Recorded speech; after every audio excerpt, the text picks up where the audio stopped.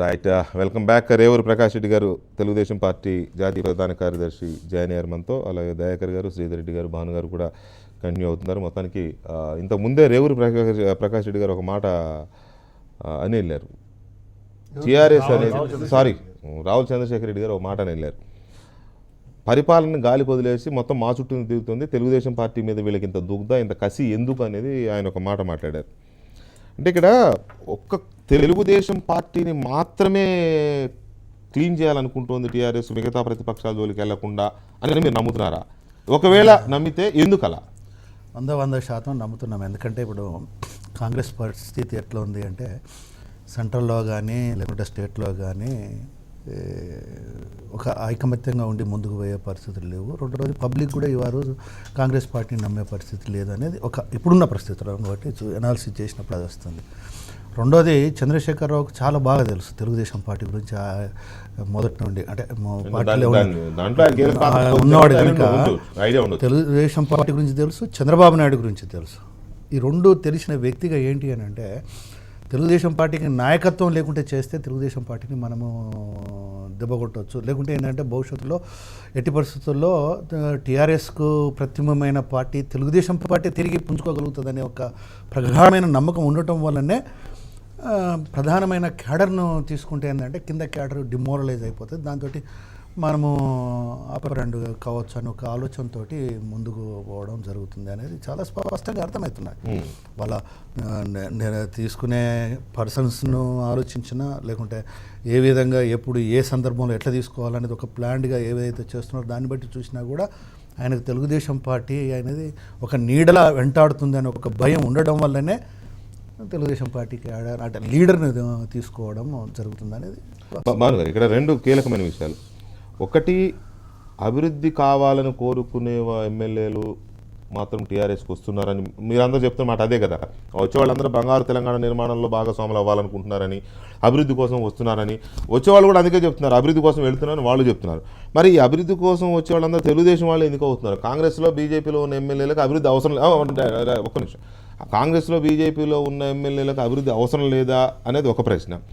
రెండోది, మీ తీసుకోవడాలు చేర్చుకోవడాలు వచ్చిన వాళ్ళందరినీ ఎవరైనా సరే అనుకునే కార్యక్రమం తెలుగుదేశానికి, నేను తెలుగుదేశం మాత్రమే ఎందుకు తీసుకుంటారని నేను అనడంలే, కానీ తెలుగుదేశానికే పరిమితం అవుతుందా, మొత్తం విపక్షం మొత్తాన్ని కూడా మీరు ఇట్లాగే ట్రీట్ చేస్తున్నారా? రెండు ప్రశ్నలు ఇక్కడ. ఒకటి, గత 19 నెలలుగా టీఆర్ఎస్ పార్టీ ఆధ్వర్యంలో కేసీఆర్ గారి నేతృత్వంలో నడుస్తున్నటువంటి పాలనని దృష్టిలో పెట్టుకుని, జరుగుతున్నటువంటి అనేక కార్యక్రమాలని దృష్టిలో పెట్టుకుని ఈ విధంగా నడవటం వల్ల మాకు కూడా బెనిఫిట్ అవుతున్నది, మా నియోజకవర్గ ప్రజలకు కూడా బెనిఫిట్ అవుతుంది, మేము ఇంకా ఎక్కువగా పనిచేయడానికి అవకాశం ఉంది అనేటువంటి ఇదితో ఎవరైతే మమ్మల్ని అప్రోచ్ అవుతున్నారో, అది ఏ రాజకీయ పార్టీ అయినా కావచ్చు, మమ్మల్ని మా దగ్గరికి వచ్చినటువంటి వాళ్ళ విషయంలో మేము మాట్లాడుతున్నాం. అంతేగాని దానికి సంబంధించినటువంటి నేను అదే అడుగుతున్నా, టీడీపీ మాత్రమే అంటున్నారు.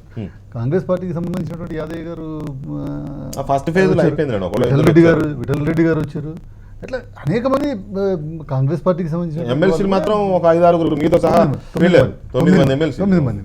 ఆ విధంగా అనేక రకాలైనటువంటి నాయకులు కూడా, అనేక పార్టీలకు సంబంధించిన వాళ్ళు కూడా, అంటే ఎమ్మెల్యేలు తక్కువ ఉన్నారు కాబట్టి బీజేపీలో కావచ్చు, కానీ సెకండ్ క్యాడర్, థర్డ్ క్యాడర్ కొంతమంది బీజేపీకి సంబంధించినటువంటి నాయకులు కూడా వచ్చారు.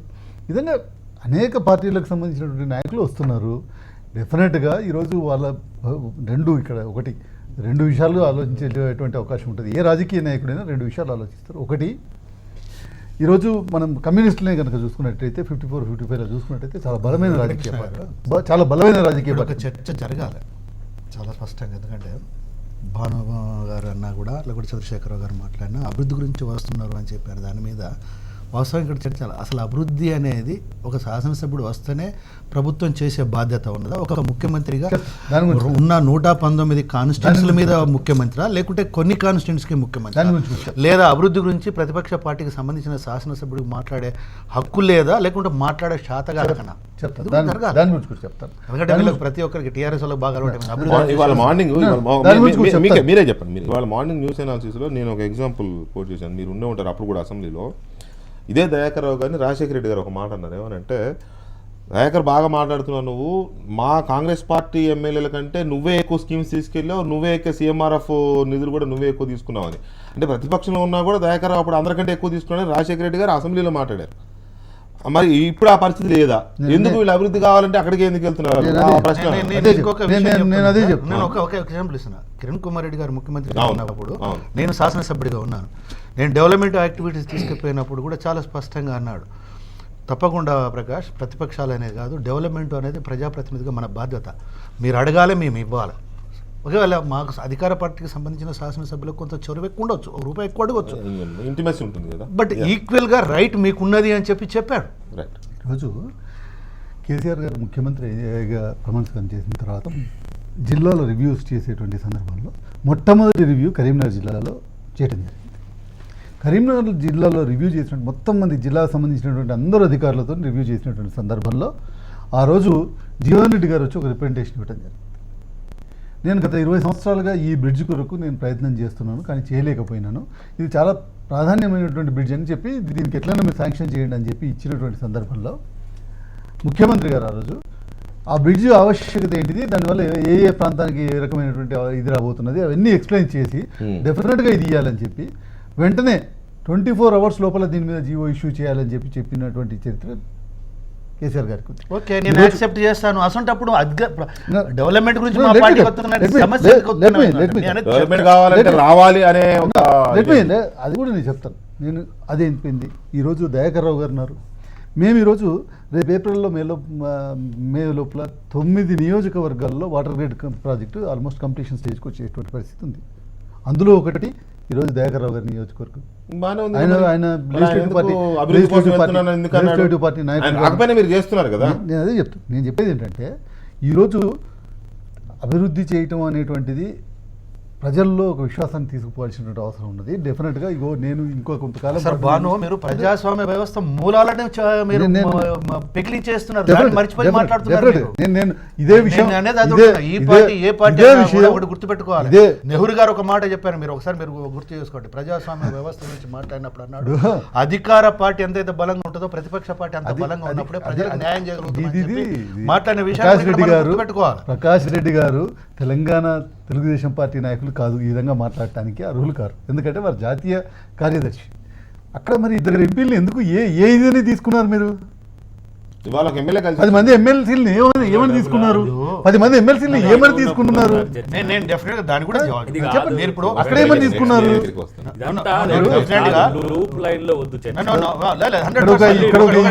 అక్కడ ఒక ఇది వ్యవస్థ మీద జరుగుతున్న దాడిది అది కాదా? అది కాదా వస్తున్నా బాను. నేను డెఫినెట్గా వస్తున్నా అంటాను. నేను పార్టీలు మారలేదని అనలే. నేను గతంలో కూడా ఒకసారి మీరు కూడా గుర్తుందనుకుంటా, వచ్చినప్పుడు పార్టీలు గతంలో ఎప్పుడు మారలేదండి. మనకు స్వతంత్రం వచ్చినప్పుడు కూడా పార్టీలు మారిన సందర్భాలు ఉన్నాయి. ఎందుకు మారినలు, ఏ సందర్భంలో మారినని కూడా ఇక్కడ మనం చర్చ జరగాలి. పార్టీ తీసుకున్న నిర్ణయము నచ్చనప్పుడు, పార్టీలో చర్చ జరిగినప్పుడు, ఆయన విభేదించినప్పుడు పార్టీలు మారి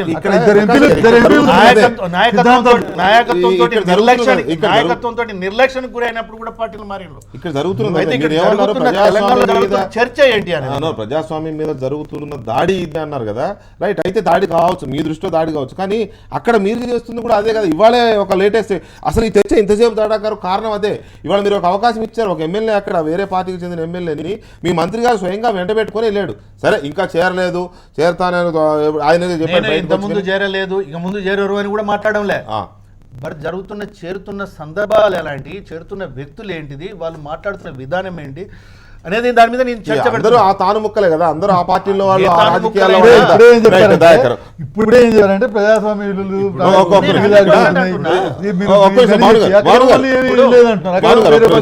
తెలంగాణలో అది కూడా తప్పనండి, అది కూడా తప్పే, అక్కడ చేసింది కూడా తప్పే అని ఒప్పుకోండి. అది చెప్పండి, మీరు అప్పుడు నైతికంగా మీరు ఇదవుతారు. కానీ మీరు నేను ఈ రోజు కాదు, గతంలో కూడా చాలా మీ ఇద్దరం చేస్తే తప్పే అనండి, ప్రజలు యాక్సెప్ట్ చేస్తారు. ఇద్దరు చెప్పండి, ఇద్దరు చెప్పండి. అదే కదా అని అనేది. ఎవరు తప్పు కాదన్నారు కాబట్టి చర్చ. తప్పు అంటే చర్చ లేదు అసలు. ఒక గంట సేపటి నుంచి టీడీపీ, టీఆర్ఎస్, ఆంధ్ర, తెలంగాణ ప్రజల నాయకుల చర్చ వింటున్నప్పుడు వీళ్ళకి దీని కొరకే కదా ఇద్దరు పవర్ ఇచ్చింది. రాష్ట్రాలు విభజించి అటు చంద్రబాబు నాయుడు, ఇటు చంద్రశేఖరరావు గారు చేసింది. ఎందుకంటే వీళ్ళు ఆయన గుంజాలి ఈయన ఆయన గుంజాలి అనే ఉద్దేశంతోనే ఇచ్చినట్టున్నది. ఇప్పుడు పరిపాలన కోసం కాదు. పరిపాలన ఎక్కడ ఇప్పుడు ఇంతకుముందు రావుల చంద్రశేఖర్ రెడ్డి గారు చెప్పింది అయితేంది. అన్నిటికంటే ముఖ్యం వీళ్ళేమో ఇటువైపు ఏమో క్యాడర్ లేక కింది స్థాయిలో క్షేత్రస్థాయిలో టీడీపీ టీఆర్ఎస్కి లేక వీళ్ళందరి టీడీపీ వాళ్ళను కాంగ్రెస్ వాళ్ళతో కొంచెంసేపు ఆగండి చాలాసేపు మాట్లాడినరు, కొంచెం ఆగండి. ఎందుకంటే నీ తినడానికి కాదు ఇక్కడ కూర్చున్నది, మీరు ఆగండి జర ఆగు. ఇక మీరు కూడా మాట్లాడుతున్నారు కూర్చుంటే కాంగ్రెస్ పార్టీలు అన్ని తీసుకొని పోయి మళ్ళీ ఇప్పుడు వచ్చి ఆడపోయి ఆడ మాట్లాడుతున్నారు. జస్ట్ యూ మీరు ఆగండి, మీరు ఆగండి. మీరు మాట్లాడినప్పుడు నేను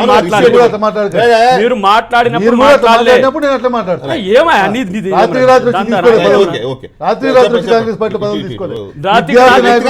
విద్యార్థి నాయకుడు మాట్లాడిపోయావా?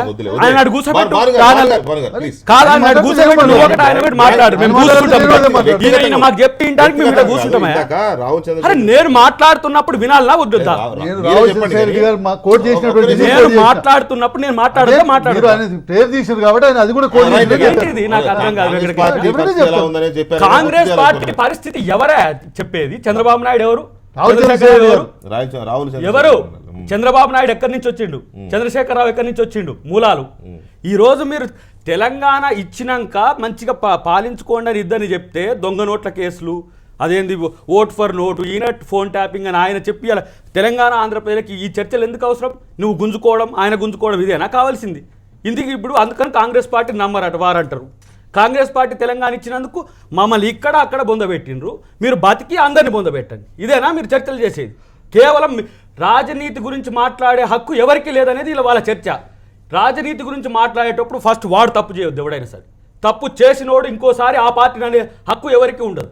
ఇదంతా చర్చలు పక్కన పెట్టేసి అలా వీరు మాత్రమే పవిత్రులు అన్నట్టు, గతంలో ఉన్న వాళ్ళు అంత పాపాలు చేసినట్టు నువ్వు తప్పు చేయకుండా ఉంటే కదా నీ తప్పు గురించి చర్చిస్తే వేరేటువంటి చర్చ ఎందుకు పెడుతున్నారు ఇప్పుడు మీరు? ఇవాళ మీరు నిజంగా చెప్పాలంటే కాంగ్రెస్ పార్టీ మీకు అధికారంలో కట్టబెట్టిన తర్వాత అయ్యా మీరు కూడా మమ్మల్ని చంపండి చెప్పి కత్తి ఇచ్చినట్టుగానే ఉన్నది తప్పితే మరొకటి కాదు. మీరు సోనియా గాంధీని మొక్కిన రోజులు పోయినాయి, తెలంగాణ ఇస్తే విలీనమన్న రోజులు పోయినాయి. ఇలా ఒకవైపు కాంగ్రెస్ పార్టీని ఇంకోవైపు టీడీపీ పార్టీ విపక్షం మిగలకుండా ఉండి అధికార పక్షం మాత్రమే చేసేది ఏంటట? ఇది ప్రజాస్వామ్యమా రాజరికమా? మేము మాట్లాడే హక్కులు మాకు ఉండొద్దు, కేవలం మాట్లాడిన వాళ్ళని ఇప్పుడు ఆయన పేరేంది ఈ గ్రేటర్ హైదరాబాద్ అధ్యక్షుడు ఏదో ఫోన్ ట్యాబ్ ఓట్ ఫర్ నోట్లో ఉండని చెప్పి ఇప్పుడు ఆ రోజు బెదిరిస్తున్నారు. మీరు ఎందుకు వస్తాడు ఇంకో క్యాండిడేట్? మీరు అధికారంలో ఉన్న ప్రతి దాన్ని వాడుకుంటూ ఈరోజు నాయకులను బెదిరిస్తున్న పరిస్థితున్నది. దాని గురించి ఎవరు చర్చ పెట్టరు? ఎందుకు వస్తున్నాడు? ఆయన అభివృద్ధి గురించి వచ్చే తిరుగుంటే, ఆయన ఉన్న ప్రాంతంలో అభివృద్ధి చేసే తిరుగుంటే ఎందుకు రాడు? అది ఆలోచించాల్సిన అవసరం ఉన్నది. నేను మాటికి మాట్లాడాలని కూడా కాదు, జరుగుతున్న చర్చ అంతా కూడా కేవలం అవతల పార్టీ వాళ్ళకి నాయకులు లేరు, అవతల పార్టీ వాళ్ళకి ఇది లేదు. కేసీఆర్ ఇంత పెద్ద నాయకుడు ఇవాళ తెలంగాణ ఉద్యమంలో కొట్టాడబట్టే కదా ఇంత దానికి వచ్చింది, నాయకుడు అయింది. మరి మాకు కూడా అవకాశాలు, తెలంగాణ కాంగ్రెస్ పార్టీ పుట్టి 2 సంవత్సరాలు అయింది, మా నాయకత్వం పోలరైజేషన్ జరుగుతున్నప్పుడు రేపు మేము కూడా ప్రజలకు భరోసా ఇచ్చే ప్రయత్నం చేస్తాం. మేము కూడా మీకంటే మంచి నాయకత్వాన్ని ఇస్తామనే భరోసా ఇచ్చిన తర్వాత మాకు అధికారం వస్తుంది. మాకేం దుగ్ధ లేదే, ఈ 5 సంవత్సరాలు ఏమంటే మాకు అధికారం రావాలని ఏం లేదు కదా. మీకు వచ్చిన అధికారాన్ని మంచిగా వినియోగించుకోమని చెప్తే కాదు. ఆయన రాజశేఖర రెడ్డి, మాకు రాజశేఖర రెడ్డి చర్చ ఎందుకండి? తెలంగాణ కాంగ్రెస్ పార్టీకి రాజశేఖర రెడ్డికి ఏం సమస్య ఎక్కడిది? మీరున్నారు ఆంధ్రప్రదేశ్ కాంగ్రెస్ పార్టీలో, అందరు ఉన్నారు. ఈ రోజు మాట్లాడుతున్నారు లేదు కదా తెలంగాణ. మీరే చెప్పండి. కానీ తెలంగాణ కాంగ్రెస్ పార్టీకి రాజశేఖర రెడ్డికి ఏం సంబంధం అండి అనే అవకాశం లేదు. ఎందుకనంటే టీఆర్ఎస్ ను లేకుండా చేయాలనే ఒక ప్రయత్నం ఆయన హయాంలోనే జరిగింది. కాంగ్రెస్ పార్టీ ఆయన హయాంలోనే జరిగింది. కాంగ్రెస్ పార్టీ అంటే చంద్రశేఖర్ రావు అనాలి, చంద్రబాబు అట్లాంటప్పుడు మరి మేమెందుకు ప్రతిపక్షమని చెప్పుకుంటారు? మీరు ఉన్నారు కదా గత పాలకుల్లో, మీరు ఉన్నారు, గత పాలకుల్లో మీరు లేరా? దయాకర్ గారు ఒక ప్రిన్సిపల్ చెప్పారు, ఎవరైతే వాళ్ళు తప్పు చేశారో వాళ్ళు ఇంకొకరి గురించి మాట్లాడటానికి లేదని. అంతే. ఆల్రెడీ ఎవరు తప్పు చేసిన ఎవరు కూడా మాట్లాడే హక్కు లేదు. నేను అదే చెప్తున్నా, అంటే కాంగ్రెస్ పార్టీకి మాట్లాడే అర్హత లేదని దాంట్లో నీకు కూడా ఉన్నది కదా. వ్యక్తులు కాదు కదా మాట్లాడండి. నువ్వు ఒక వ్యక్తి, ఆయన ఒక వ్యక్తిగా కాకుండా మాట్లాడతలేను, మీరు వ్యక్తిగా మాట్లాడతలేరు. మీరు గతంలో ఎవరైతే తప్పు చేశారో వాళ్ళకి మాట్లాడే అర్హత లేదని ఈ చర్చలోనే మాట్లాడింది కాదా? మీరు చేసిందంటే మీరు చేసిన చెప్పుకొని ఒకరి మీద ఒకరు ఆరోపణలు ఇచ్చిన ప్రజలకు ఏం అవసరం అంటున్నాను నేను. అది ప్రజలకు కావాల్సింది పరిపాలన. మీరు పరిపాలన పక్కన పెట్టేసి రాజకీయాల కొరకు పార్టీలను వినియోగిస్తూ రాజకీయాలు చేసుకుంటూ. సీతారెడ్డి గారు, ఇక్కడ ప్రతిపక్షమే లేకుండా చేయాలనే ప్రయత్నంలో భాగంగా జరుగుతుందా, లేకపోతే ఈ అభివృద్ధిలో భాగంగా మనం భాగస్వాములు అని వీళ్ళు ఏదైతే చెప్తున్నారో అందులో భాగంగా జరుగుతుందా ఈ చేరికలు లేదా దూకడాలు, ఏదైనా దానికి ఏ పేరైనా పెట్టండి అనే దాంట్లో క్లారిటీ రావట్లే. ఒకటి అధికార పక్షం ప్రతిపక్షం, అక్కడ కూడా ఏపీలో కూడా ప్రతిపక్షం లేకుండా చేయాలని ఏమన్నా అక్కడ ప్రయత్నం జరుగుతుందా అనేది ఒకటి మన కళ్ళ ముందు కనబడుతుంది. ఈ పోయే వాళ్ళు అభివృద్ధి కోసం పోతున్నారా, లేకపోతే వాళ్ళ స్వప్రయోజనాలు వాళ్ళ అధికారానికి దూరంగా ఉండలేక అసలు ఆ మాత్రం భరించలేక వెళుతున్నారా అనే దానికి కూడా క్లారిటీ రావట్లే ఒకటి. రెండోది, ఇవాళ తెలంగాణలో వారు అన్నారు టీడీపీ టార్గెట్గా మాత్రమే టీఆర్ఎస్ రాజకీయం జరుగుతుంది అనేది. నిజానికి బీజేపీలో వాళ్ళు హైదరాబాద్లో 5 ఎమ్మెల్యేలు ఉన్నారు, మరి ఎందుకో బీజేపీని టచ్ చేయలేదు. ఒక ఎమ్మెల్యే పేరేదో వినపడగా నిజమని నేను అనడం లేదు, కానీ ఎందుకని ఇటువైపు రావడం లేదు, టీడీపీ వైపు ఎందుకు వెళ్తున్నారు, మీ అంచనాకి ఏమన్నా అందుతుందా? ఇప్పుడు ఒక 2 days ముందు మనం చర్చ పెట్టినాం వలసల గురించి. అవును, తెల్లారి టీడీపీ ఫ్లోర్ లీడర్ పోయిన ఇక్కడ నుంచి. నేనేమంటున్నా అంటే బేసిక్గా మొన్న కూడా చెప్పాను నేను, ఈ బంగారు తెలంగాణ, ఒక నిమిషం, బంగారు తెలంగాణ లేదా నవ్యాంధ్ర లేదా హంబక్, ఓకే, ఇవాళ పోయిన నాయకులందరూ కూడా సొంత ప్రయోజనాలు లేకపోతే ఇక్కడ ఉండి ఇంకా మనం పోరాటం చేయలేమనే ఒక మానసిక దౌర్బల్యం ఉండే తప్పితే పోవట్లేదు. నిజంగా ఇంతకుముందు ప్రకాష్ రెడ్డి గారు చెప్పినట్లు ప్రతిపక్ష పార్టీ నాయకులకు లేకపోతే వాళ్ళందరూ అంటే బంగారు ఆ నాయకులు లేకపోతే నర్సంపేటనో లేకపోతే మరో కాన్స్టిట్యున్సీయో బంగారు తెలంగాణలో భాగం కాదా? భానుప్రసాద్ చెప్పాను కదా ఇంతకుముందే, దయాకర్రావు కాన్స్టిట్యున్సీలో కూడా వాటర్ గేట్ వస్తుందని చెప్పేసి. రెండు, ఇప్పుడు గోపీనాథ్ గురించి వచ్చినప్పుడు ఏసీబీ కేసులు పెడతామని మొన్న చాలా క్లియర్గా రేవంత్ రెడ్డి గారి ప్రసంగం కూడా విన్నారు కదా. అందరూ వింటున్నాం రోజు, ఓపెన్ సీక్రెట్. ప్రజలకు క్లారిటీ ఉంది, మీరు క్లారిటీ లేదన్న ఇంతకుముందు మీ కామెంట్స్లో. ప్రజలకు క్లారిటీ ఉంది, ఒక ఆయనకు బిజినెస్లు ఉన్నాయి, ఇంకో ఆయనకు రియల్ ఎస్టేట్లు ఉన్నాయి, ఇంకో ఆయనకు కబ్జాల కేసులు ఉన్నాయి, ఇంకో ఆయనకు ఇంకోటి ఉంది, ఇంకో ఆయనకు ఇంకోటి ఉంది. అయినా మొండికుంటోడు ఉంటాడు, లేకపోతే లేడు. ఎందుకంటే సిద్ధాంత బేస్డ్ పాలిటిక్స్ మాట్లాడుకోవడానికి స్కోప్ లేదని భానుప్రసాద్ అన్నారు. అసలు ఇది మాట్లాడే అవసరం లేదని చెప్పేసి అంటే మనం బియాండ్ ఆల్ ఎటికెట్స్ అన్ని రాజకీయపరమైనటువంటి ప్రజాస్వామ్యమైనటువంటి ప్రమాణాలకు గాలికి వదిలేసి అన్ని పెద్ద పెద్ద పదవులు పెట్టుకొని మాట్లాడుతున్న మాటలు ఏంటంటే సిద్ధాంతం లేదు, పాడు లేదు, ఎక్కడెవరికి అవసరం ఉంటే అక్కడికి పోతున్న మాటలు మాట్లాడుతున్నాం. ఈ బంగారు తెలంగాణ భాగస్వామ్యము, నవ్యాంధ్ర భాగస్వామ్యం, హంబక్ ప్రజలకు క్లారిటీ ఉంది, మనకు క్లారిటీ లేదని కాదు. ఇవాళ బీజేపీని ఎందుకు టచ్ చేయట్లేదంటే మేము 2 నుంచి 282 పార్టీ, ఇవాళ మేము తెలంగాణలో తక్కువ కనబడుతుండొచ్చు, లేదా హైదరాబాద్లో మొన్న వచ్చినప్పుడు చాలా ఆర్డినరీ రిజల్ట్స్ వచ్చి ఉండొచ్చు. కానీ సిద్ధాంతపరంగా ఒక స్ట్రాంగ్ బేస్ ఉంది. సిద్ధాంతం ఉన్న పార్టీలు ఎవరున్నాయి ఇక్కడ ఒకసారి చెప్పండి. అధికారం, yes I will come back to that. అధికారము మాత్రమే ఒక ఆలోచన. సిద్ధాంతం ఉన్న పార్టీ చెప్పండి ఒకసారి, వాళ్ళు మాట్లాడండి. అధికారం లేకుండా పార్టీ ఏం సిద్ధాంతం? అధికారమే సిద్ధాంతం. సిద్ధాంతం ఉంటే ఒకటి 4 సిద్ధాంతం అని 430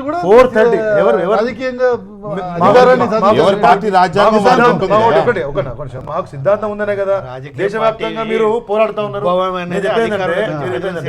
4:30 ప్రెస్ మీట్ పెట్టి కంఠంలో ప్రాణం ఉంటే పోతానన్న ఆయన ఒక్కరోజు ముందు వివేకానంద గౌడ్ మున్సిపల్ ఎలక్షన్స్ ముందు మేము ఈటీవీలో చర్చలో పాల్గొంటే ఆల్మోస్ట్ సేమ్ టోన్, ప్రాణాలు ఉన్నంత వరకు తల్లి పాలు ఇవన్నీ మాట్లాడిన వాళ్ళు ఓవర్ నైట్ మారిపోతున్నారు. మీరు బ్రేకింగ్లో వస్తూ ఉన్నాయి. అంటే బేసికల్లీ సిద్ధాంతం ఉన్నట్ట లేదంట. సిద్ధాంతం ఉంటే, ఒక సిస్టమేటిక్ అప్రోచ్ ఉంటే, పార్టీ నాయకత్వం మీద విశ్వాసం ఉంటే, భవిష్యత్తు ప్రజల వైపు పోరాడడం ఆలోచన ఉంటే, వ్యక్తిగత ఎజెండా లేకపోతే పార్టీలు ఎందుకు మారుతారు? ప్రోత్సహిస్తున్నామని వాళ్ళు చంద్రశేఖరరావు తిట్టడం కంటే, కేసీఆర్ గారిని తిట్టడం కంటే, వాళ్ళు 63 నుంచి కొంత మేరకు ప్రోత్సహించాలని అనుకుందాం మనం.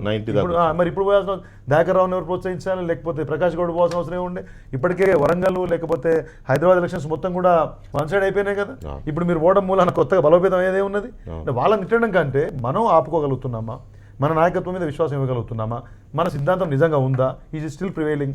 ఒకటి ఏదో వరకున్నా మా ప్రకాష్ రెడ్డి గారికి కోపం వచ్చినా, ఈ తెలుగుదేశం పార్టీ అనేది ఆంధ్ర పార్టీ అని, లేకపోతే ఆంధ్ర ప్రాంతం ఉన్న నాయకుల మీద మనం పోరాడితే అదే నాయకుల యొక్క చెంత నుండి మీరు పోరాడుతున్నారనేది, అంటే మాకు మిత్రపక్షం ఉంటే కూడా నేషనల్ లెవెల్లో ఒక బలమైన ప్రచారం చేయడంలో టీఆర్ఎస్ పార్టీ సక్సెస్ అయింది. దాని ద్వారానే ఓట్లు వచ్చినాయి, సీట్లు వచ్చినాయి. కాబట్టి ఆ క్యాడర్ కూడా ఇంకా మేము దయాకర్రావు గారి మాట మనం విన్నాం కదా, ఎంత చేసినా లేస్తలేదు, లేకపోతే ఇటుండి ఏటికి ఎదురీదేటువంటి పరిస్థితి ఉంది అనే మాటలు చెప్పడం అనేది పూర్తి స్థాయిలో ఓటమిని అంగీకరించినట్టే. ఆఫ్టర్ దిస్ మీరు ఎంతసేపు ఆయన వైఫల్యాలు 2002, 2004 కేసీఆర్ ఎక్కడ పుట్టిండు, లేదా చంద్రబాబు నాయుడు ఎక్కడ పుట్టిండు, ఇవన్నీ కూడా గొంగట్ల, మొన్న ఎవరో చెప్పినారు, గొంగట్లో ఉండి ఏదో వెంట్రుకలు ఎరుకునేటువంటి పరిస్థితి మనం చేస్తూ ఉన్నాం. ప్రజలకు క్లారిటీ ఉన్నది. టీఆర్ఎస్ పార్టీకి ఇంకా ప్రతిపక్షాలు లేకుండా చేస్తూ ఉన్నటువంటి మాట మాత్రం, ప్రతిపక్షం రూలింగ్ ఉన్న రోజు ఆపోజిషన్ ఉంటుంది, సంఖ్య తక్కువ ఉండొచ్చు. ఇలా కాంగ్రెస్ పార్టీ ఆడుంది, ప్రతిపక్షం హోదా లేదు.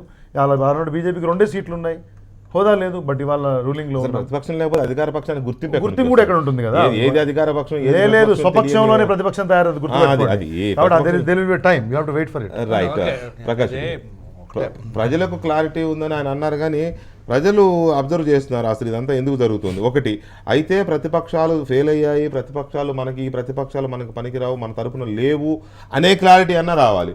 లేదా అధికార పక్షం బలవంతంగా వీళ్ళందరినీ కబ్జా చేస్తోంది అనే క్లారిటీ అన్న రావాలి. ఈ రెండిట్లో ఏ క్లారిటీ ఉంది ప్రజలకి? మీ అంచనాకి ఏమైనా అందుతుందా? ఒకటి ఇప్పుడు మొన్న జరిగిన ఎన్నికలు 2014 ఎన్నికలనే వాస్తవంగా ఏంటి అంటే ఒకవేళ తెలంగాణ చంద్రశేఖరరావు తెలంగాణ తీసుకొచ్చేసిండు, బంగారు తెలంగాణ చేస్తాడు అనుకున్నప్పుడు 119లో 119 సీట్లు వాళ్ళకే రావాలి. కానీ వచ్చినాయి 63 సీట్లే. ఒకటి. రెండోది నేను ఇంతకుముందు చెప్పేటప్పుడు ఏంటంటే టైము మీరు చేశారు, రెండో భయం కూడా ఉంది చంద్రశేఖరరావు గారికి. హరీష్ రావును కొడుకుది ఇద్దరిది భయం కూడా ఉన్నది దాంట్లో. ఉండే క్రమంలో కూడా ఏంటి అని అంటే కొందరిని హరీష్ రావు లాక్కుంటాడా తెలివితోటి, లేకుంటే చంద్రశేఖరరావు యొక్క సూచనల మేరకు తీసుకుంటాడా ఏదన్నా. కానీ ఫ్యూచర్లో ఏంటి అని అంటే ఆ 80 90 దాటితే కనీసం అధికారాన్ని మనం కాపాడుకోగలుగుతాం అనే ప్రయత్నం కూడా రాజకీయ శత్రుత్వం కూడా ఉండదా అనేది మనకు కాలమే చెప్పాలి. ఇప్పుడు కాదంటే ఇమ్మీడియట్లీ బాను అట్లా అసలు ఏం లేదు. మా బావ బామ్మడులు మామ అందరు మంచిగా ఒకే కంచంలో తింటాను, ఒకే మంచంలో పండుకుంటాడని చెప్పి మాట్లాడతాడు కావచ్చు అందులోంచి. బట్ రాజకీయపరమైన చాలా ఆశలు పెట్టుకుంటున్నారు అలాంటి పరిణామాల కోసం. అనేది డెఫినెట్గా జరుగుతుంది అని నేను చెప్పలేదు. అదే మాట అన్నది మీరందరూ అలాంటి పరిణామం అనేది ఒకటి. ఇప్పుడు చూడు మనం ఏం చేస్తాము, జరుగుతున్న పరిణామాలను మనం విశ్లేషణ చేస్తున్నాం. అధికారంలో ఉన్నావు, 63 మంది శాసనసభ్యులు ఉన్నారు, నీకు మిత్రపక్షంగా మొన్నటిదాకా ఎంఐఎం ఉన్నది. ఉన్నదన్న తర్వాత ప్రతిపక్ష పార్టీలకు వెళ్ళి శాసనసభ్యులను ఒక ప్రత్యేకమైన ఇంతకుముందు చెప్పినట్టు ఏంటంటే కృష్ణారావు గారిది కౌకట్పల్లి ఎమ్మెల్యేది చెరువు శిఖంలో లేఅవుట్ చేసిండు, విల్లాస్ కడుతుండ అని చెప్పి జగమెరిగిన సత్యం. ఇదే టీఆర్ఎస్ పార్టీకి సంబంధించిన వాళ్ళు నోటీస్ ఇచ్చారు. పార్టీలకు రాగానే మొత్తం తప్పులన్నీ కప్పడిపోయినాయి. అంటే ఇట్స్ లైవ్ ఎగ్జాంపుల్స్. తీగల కృష్ణారెడ్డి అక్కడ పక్కన ఉన్న ప్రభుత్వ భూమిని ఇంజనీరింగ్ కాలేజీలో కబ్జా చేసుకున్నాడు. దాని ఫైలు బయటకు తీయడం వల్ల ఆయన కొడుకు వచ్చి తీగల కృష్ణారెడ్డి పెడితే అంటే నేను ప్రత్యక్ష సాక్షిని కృష్ణారావు గారు తీగల కృష్ణారెడ్డి బయట అంటే మాతోటి మాట్లాడేటప్పుడు కూడా కళ్ళనీళ్ళు పెట్టుకున్నా. ఏమన్నా భూముల గురించి పోతున్నామని చెప్పారు. అంటే మాకు ఇబ్బందులు వస్తున్నాయి, ఇవి ఇబ్బందులు ఉన్నాయి అనేది. తీగల కృష్ణారెడ్డిని నేను ఇప్పటికి కూడా చెప్తాను, పార్టీలో నిజంగా లాయల్ కార్యకర్తగా ఉన్న వ్యక్తి. మేమెన్నడూ ఊహించలేదు ఆస్తిని కాపాడుకోవడం కోసం వెళ్ళాడు 100%. అది చాలా మేము విన్న కేసు గురించి కూడా మీకు చెప్తున్నాను. వాళ్ళకి కావాలి అని అంటే అడిగి పోయి కూడా మనము అందరం కూడా చూడవచ్చు. అంటే బ్లాక్మెయిలింగ్ చేసి తీసుకోవడం అనేది జరుగుతుంది అనేది నేను చెప్తున్నా. ఇక్కడ మేము చెప్పదలుచుకున్నది నా ఉద్దేశం అది. రెండోది చంద్రశేఖరరావు గారు మాట్లాడిన చాలా సందర్భాల్లో కానీ, హరీష్ రావు గారు మాట్లాడిన సందర్భంలో కానీ, కేటీ రామారావు మాట్లాడిన సందర్భంలో కానీ బీజేపీని లేకుంటే చేస్తానో కాంగ్రెస్కు లేకుంటే చేస్తాను అలా. ఎప్పుడు చూసినా టీడీపీని తెలంగాణలో లేకుంటే చేస్తామని మాట్లాడినా అంటే దాన్ని బట్టి అర్థమవుతుంది కదా మనకు. అంటే ఒక ప్రత్యేకమైన దృష్టిని పెట్టి టీడీపీని దెబ్బతీయడానికి ప్రయత్నం చేస్తుండే అనేది స్పష్టంగా అర్థమవుతుంది. నిజానికి మీకు ఫుల్ మ్యాండేట్ ఉంది, మీకు పూర్తి మెజారిటీ ఉంది. మెజారిటీ కాదు, ఆ తర్వాత జరిగిన ప్రతి ఎన్నికల్లోనూ ప్రజలు మీకు పూర్తి స్థాయిలో మెజారిటీ ఇస్తున్నారు. మామూలు మెజారిటీలు కాదు అవి, మిగతా వాళ్ళు కోలుకోలేని విధంగా ఇస్తున్నారు కదా. వరంగల్ ఉప ఎన్నికలో కానీ, మెదక్లో కానీ, నిన్న హైదరాబాద్లో కానీ, ఈ రేపు అది నారాయణగూడ అట్లా వస్తుంది, చాలా కనబడుతున్నాయి. సో ఇంత మ్యాండేట్స్ ఉన్నప్పుడు ఇంకా ఇలా చేయడం అనేది అనవసరమైన చర్చే కదా. ఎందుకు చేస్తుంది టీఆర్ఎస్ అనే చర్చే కదా. ఇంత మ్యాండేట్ ఉన్నప్పుడు ఎందుకు వీళ్ళని తీసుకుంటున్నారు? ఏం తక్కువైంది? వీళ్ళు రావడం వల్ల అదనంగా మీకు వచ్చే లాభం ఏంటి? ఇక్కడ నేను ఒకటే చెప్తాను, ఒకటి మేము ప్రయత్నం చేసి చేయటం అనేటువంటిది ఒక అంశము. వాళ్ళు వచ్చినప్పుడు ఇంటికి వెళ్ళారు కదా సార్, నేను అదే చెప్తాను. హరీష్ గారు వారి దగ్గర నుంచి వచ్చిన తర్వాతనే డెఫినెట్గా వెళ్తాం. వారి దగ్గర నుంచి వచ్చిన తర్వాత డెఫినెట్గా ఎవరో ఒకరు మర్యాద మాట్లాడతాం చేస్తాం, అది వేరే విషయం. వాళ్ళు ఇన్వైట్ చేసినప్పుడు మనం వాళ్ళ ఇంటికి వెళ్తాం. ఒక సీనియర్ ఒక నాయకుడు వాళ్ళు పిలిచినప్పుడు మనం వెళ్తాం, మాట్లాడటం, అది సాధారణం. అదే పెద్ద ఇది కాదు. నేను చెప్పేది ఏంటంటే ప్రకాష్ రెడ్డి గారు చెప్పినటువంటి ఇదిలో ఇప్పుడు అసలు ఏమీ అభివృద్ధి జరగకపోతేనే ప్రజలు మీరు చెప్పినట్టుగా ప్రజలంతటా ఓటేయట్లేదు. ప్రజలు చూస్తున్నారు 18 monthsలో పాలన ఏ విధంగా ఉంది. ఆ రోజు 63 సీట్లు ఇచ్చారు, మొత్తం ఇచ్చేవాళ్ళు కదా అంటున్నారు. ఆ రోజు 63 సీట్లలో కూడా ఈ రకమైనటువంటి మెజార్టీ ఇవ్వలేదు. ఇప్పుడు ఇచ్చేటువంటి మెజార్టీ ఇవ్వట్లేదు. 18 నెలల కాలంలో పాలన చూసిన తర్వాత ఈ రోజు మెజారిటీ ఎందుకు భవిష్యత్తులో అది కూడా బయటకు 18 నెలల కాలంలో ఇచ్చేటువంటి మెజారిటీస్ ఏ రకమైన అనేటువంటిది చూస్తున్నాం. డెఫినెట్గా వస్తుంది, డెఫినెట్గా ఏది ఆగదు, ఏది ఉండదు. ఇప్పుడు ఇక్కడేమో వాళ్ళు ఏదో ఏది బెదిరించి ఆగదు, ఏదో ఒక రోజు అన్ని ఎక్కడైనా ఎవరిదైనా ఏది ఆగదు, జరిగేది ఏదైనా జరుగుతూనే ఉంటుంది, ఏది ఆగదు. కానీ మీరు ఎంత ఇట్లా పట్టు కూర్చున్నా ఏది ఆగదు. కానీ ఎంత చేద్దామన్నా ఎంత బలవంతంగా వాళ్ళని లోపల గురించి ఆగదు ఆగదని చెప్తున్నాడు కదా. అదే లోపల కట్టేసి పెడదామన్నా ఆగదు. కాదు, నేను అనేది ఏంటంటే ఇక్కడ ఏదో ఎవరినో మీరు కట్టేసి పెట్టినా మేము వచ్చి దొంగతనంగా నేను తీసుకుపోతాం. ఎవరిని తీసుకుపోయేటువంటి అవసరం లేదు. ఎవరు కూడా స్వేచ్ఛాజీవి, మనిషి స్వేచ్ఛాజీవి, మనిషి స్వేచ్ఛాజీవి కాబట్టి ఆ విధంగానే బ్రతకడానికి ప్రిఫర్ చేస్తాడు. కానీ నిర్దిష్టంగా ఒకటే అడిగిన కట్టేసి ఉంచడానికి కాదు, నేను మిమ్మల్ని అడుగుతాను. నేను నిర్దిష్టంగా ఒకటే చెప్పిన వెంకటేష్ గారు, చంద్రశేఖరరావు గారు కానీ కేటీ రామారావు గారు హరీశ్వరరావు గారు మాట్లాడినప్పుడు చాలా స్పష్టంగా తెలుగుదేశం పార్టీని తెలంగాణలో నేను 2-3 పాయింట్స్ అన్న మాట వాస్తవం ఉన్నా కాదా అని అడుగుతాను. తెలుగుదేశం పార్టీని భూస్థాపితం చేస్తాం భూస్థాపితం చేస్తామని మాట్లాడిన మాట వాస్తవం ఉన్నా కాదా అని. ప్రకాష్ రెడ్డి గారు ఆ క్రమంలోనే లేవనెత్తినటువంటి ఫోన్ చేసిండు హరీశ్వరరావు గారు వేయండి అని చెప్పి ప్రకాష్ రెడ్డి గారు లేవనెత్తినటువంటి ఇంకొక 2-3 ఇష్యూస్, 2 ఇష్యూస్ కూడా నేను జవాబు చెప్పాల్సినటువంటిది ఉన్నది. ఒకటి ఏంటంటే ఏదో కుటుంబంలో విభజన, హరీష్ రావు గారు చాలా హోప్స్ మీరు అన్నదే కదా, జవాబు చెప్పాలి. సీతారెడ్డి గారు దానికి జవాబు చెప్పాలి. మీరు ఆ కుటుంబంలో ఏదో జరగాలని ఆశలు పెట్టుకొని మాట్లాడుతున్నారు.